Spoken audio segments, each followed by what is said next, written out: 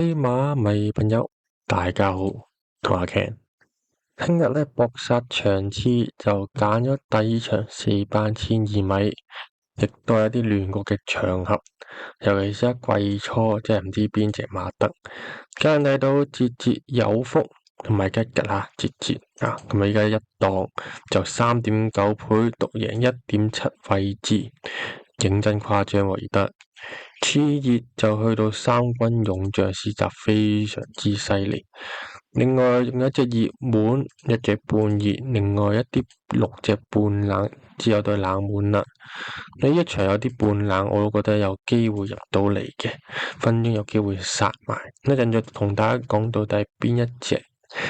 六環彩即係6寶獎啦，就有多寶單肉中有成1200萬咁多，聽日大家可以集中火力去買啲嘅六環彩啦。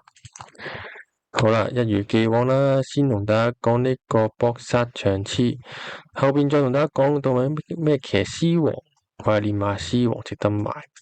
咁騎師有一個手風都好順下，竟然有20倍，我覺得都幾值得買。都唔一定啊，潘頓贏緊，我覺得聽日。咁後邊再同大家講到底邊一位啦。好，講翻呢場先，亦都係俾4隻貼士大家。兩熱，一隻嘅半熱同埋一隻嘅半冷門。第一隻熱門我反而中意6號嘅加州本事。加州本事上次呢係何明烈騎，我可以俾翻片段大家睇。好啦，嗰一場呢，大家睇下，哇！佢呢個淨係握手位，紅帽黃衫一隻。咁嗰場咧都冇計嘅，12檔成程都俾人頂咗出去。但係翻到嚟，其實嗰個發揮都幾唔錯。依家見到佢一隻馬再大邊咁殺落去，咁當然梗係冇一邊咁重啦，可以。好啦，翻到嚟其實當然前面啲星火烈已經走甩咗，但係見到隻馬其實亦都追咗唔少，翻到嚟都係輸4個零馬位。當然，如果佢聽日嗰個檔位好啲嘅話咧，理論上嗰個戰績一定會比上次好唔少。咁後面就走咗啦，依家揾咗周俊樂，即係周俊樂依家個信心非常之好，尤其是喺韓國可以贏到呢個3級賽，真係可以急進步呢個騎師。咁近排又試咗次閘，咁啊試下快放2段啦。末段競平，咁呢個試閘咧，其實佢有放頭嘅，佢有機會聽日就想試下擺前啲，因為之前即係擺得太後咧，其實即係呢個力追不及。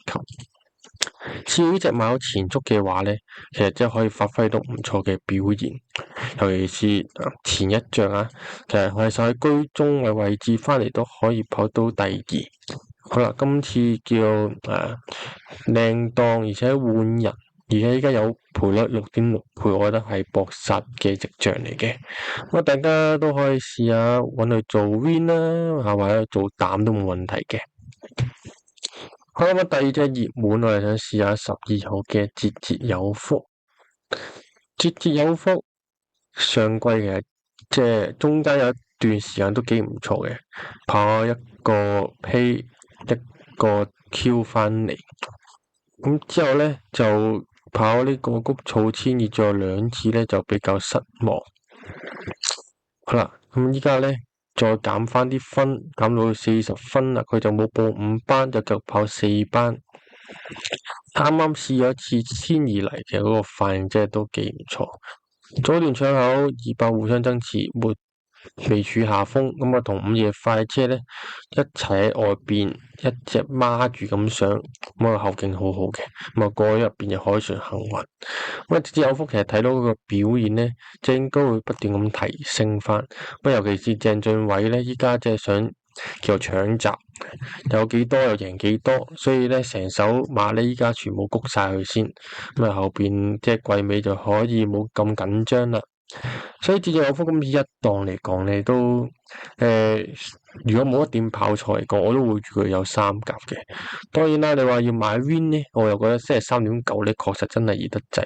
因為呢場馬嚟講，我覺得有啲馬即係分鐘落翻嚟，可能都仲有級數在手。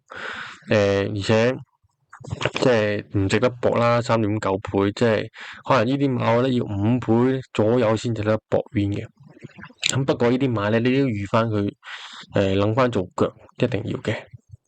好啦，咁我3蚊勇將反而冇揀到，呢隻馬就主要係跑1650。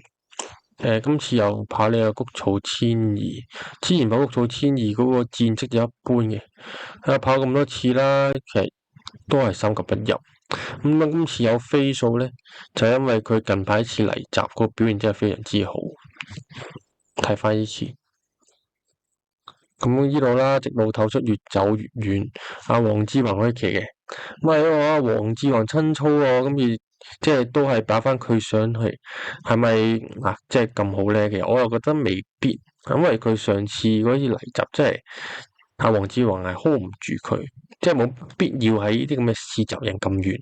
咁啊，你去到啲試集贏咁遠嘅話，你去正賽分鐘個體力已經係消耗咗唔少，即係可能聽日得翻7成咁樣。所以我聽日反而覺得我可能會放，但係可能去到最後竟然即係放唔翻嚟，可能最後力弱俾人過都唔出奇。所以3軍勇將反而今仗你想試下放咗佢先。佢嚟到半熱門就想試下3號嘅金晉升。呢日馬嚟谷草1200好殺價，已經有晒證明俾你睇，唔明點解而家仲有10倍左右。2次嘅跑，董明朗同奧爾文，奧爾文就難啦，12檔，董明朗嗰場其實真係發揮得好好，一檔喺翼邊係慢慢等位，一條即係開路又即刻捐出嚟，贏成個幾馬位，咁其實都好輕鬆下嘅嗰場。當然啦，都要讚一讚董明朗。不過董明朗今次就騎心裏有數，金晉升都係揾翻奧爾文去騎。咁奧爾文當然啦，嗰一次12檔亦都係後邊呢一支箭咁全部鋸晒。今次就唔使咁即係10檔，又唔使話好似12檔咁跑嘅，可能跟翻中游少少嘅位置都係冇問題。咁啊，至少隻馬係識贏嘅，有個經驗俾你睇。所以我覺得金晉升家陣有9.9，聽日都未必有分鐘。咁呢啲馬識贏嘅，我都覺得大家都可以試下買 win，即係好過你買次有福咁樣，即係有啲有啲唔穩嘅喎，獨贏嚟講，至今都未贏過。咁啊，呢啲金晉升我聽日忽然間可能得翻6倍到嘅啫。咁家陣大家可以試下買 win 啦，買披冷腳都冇問題嘅。佢喺度半冷馬啦，半冷馬咧，先講一啲唔揀嘅馬先啦。心裏有數有冇揀到嘅？心裏有數咧，今季都係錯出，咁啊啱啱試集都幾唔錯。不過隻馬咧，即係都係嗰啲叫唔算話太有威脅性。近排試個試集係幾唔錯嘅。好啦，叫自百轉而跑線越追越近啊！董明朗親操啦，第一隻馬跑谷草1200咧，即係跑咗3次，唯一一次接近就跑第3，係幾唔錯。但係你話好有威脅又未至於，因為輸成個半馬位。好啦，咁啊，聽日董明朗再騎一隻，都係關鍵在於董明朗個騎師信唔信任得嘅啫。咁我聽日就反而咧就一般般啊，因為我覺得有啲馬咧比佢更加之犀利，所以半冷先放咗佢先。福星小子都冇揀到，呢隻馬雖然係輸3-4個馬位，但係至今都係未有任何嘅緊嘅在手，而且咧嗰個試集都係一般般，咁啊都唔揀住先啦。金運來都冇揀到，金運來雖然又係啦，經驗老道啊，跑喺啲谷草1200，上季一開始已經即刻贏俾你睇，但後邊確實係好沉嘅，即係連續6-7仗，即係都有一次3甲下跑1400，但係感覺上隻馬咧，即係有啲係冇個銳勢咧，要重新再提升翻先得。我覺得再等一等先啦，雖然係試集亦都係唔錯嘅，但係去到正賽又未至於，咁啊再諗下啦。而且外檔亦都係有啲不利，10號嘅電信驕陽都唔揀嘅。亦都係啦，上季跑一次1200贏咗啦。我呢啲馬咧都係會俾佢再減分，然後再落翻5班，然後先再谷都未遲。咁啊，再諗下先啦。咁啊，所以咧最後係揀8號嘅凌風傲雪。雖然3次全部都敗，但係開始隻馬咧，即係知道點樣去跑。而喺2月19號，哇！即係都成半年，大半年。咁又近排試翻試集，個勢係幾唔錯嘅。力測第2進度可人，咁啊都係潘明輝親自去操。咁啲馬唞咗成半年咧，可能嗰個感覺應該係唔一樣。我覺得今次呢啲咁嘅半冷賠率咧，即係有機會就係想嚼呢一啲嘅，所以大家可能8號咧都係要睇實少少。咁啊，當然啦，你話要 win 咧，我都感覺上都係難啲嘅。可能聽日即係9-1復出嘛，咁咪試下俾佢谷下，可以跑第3翻嚟啦。不過聽日嘅搏殺場次投注策略重一次啦，就揾呢個6號嘅加州本事做膽，拖翻3號金晉升，呢個8號凌風傲雪同埋12號嘅節節有風。買 win 嚟講咧，就想試下呢個6號同埋咧呢個嘅3號。買 pace 試下3同8，買2重組福膽咧就試下3同6拖另外3隻。加啲4還是用咗啲穩度做膽拖翻另外3隻。咁中意你初三搏殺咗朋友咧，記得咁訂閱我哋嘅頻道。咁如果對呢場有任何睇法，都喺下邊留言。我有啲冷門都冇講過嘅，比如駿馬之寶啊、共同輝煌呢啲。如果有話有睇法，可以下邊同大家一齊去交流下都得。我為咗特值個馬迷支持，有本機有投注攻略俾大家睇一睇。有興趣朋友記得影片描述欄嘅鏈接咧，免費下載。咁啊，呢一個嘅電子書咧，可能都會就快咧就下架，咁可能用其他嘅用途，咁啊到時都未必要係免費下載噶啦。咁有興趣嘅朋友咧，亦都睇下有冇興趣去下載下先啦。好啦，簡易攻略夠上一線，呢個線上課程入邊行上車公式點樣推導出嚟，同埋3T 學嘅數據。咁啊，簡易制式當然令到你跑馬更加之快速方便啦。咁啊，一條制式嚟講咧，其實你跑馬咧5分鐘已經跑完噶啦。咁啊，都可以買好多嘅過關。其實跑馬又唔需要諗得咁複雜嘅，有時即係一條好簡單嘅制式，其實已經係可以令你贏到錢啦。